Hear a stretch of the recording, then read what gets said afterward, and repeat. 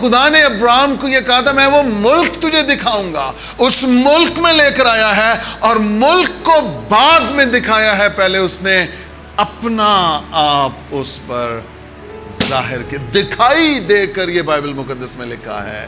خوبصورت بات ابراہیم کی ہے، جیسے ہی خدا ابراہیم کو دکھائی دیا ہے، اس نے کیا کیا ہے؟ وہاں مذبح بنایا ہے۔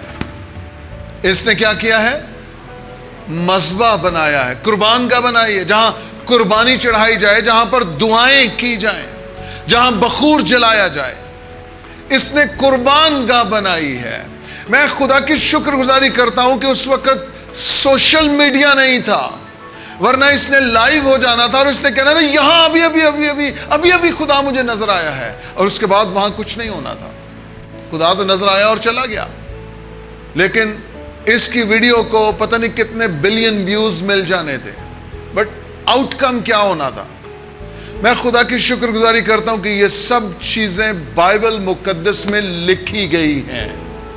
ابراہیم کو خدا دکھائی دیا ہے، اور جیسے ہی ابراہیم کو خدا دکھائی دیا ہے، ابراہیم نے کیا کیا؟ ابراہیم نے وہاں پر قربان گاہ بنائی ہے، مذبح بنایا ہے، اور ابراہیم نے شکر گزاری کی قربانی گزرانی ہوگی کہ خداوند مجھے دکھائی دیا ہے۔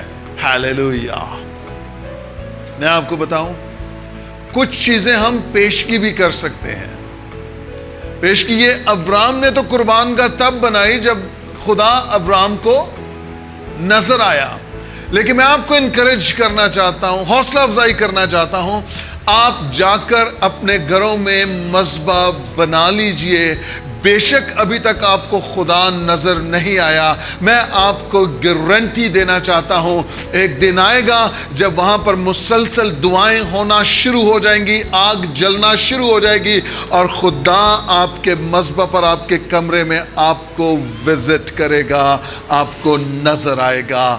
ہیلیلویا۔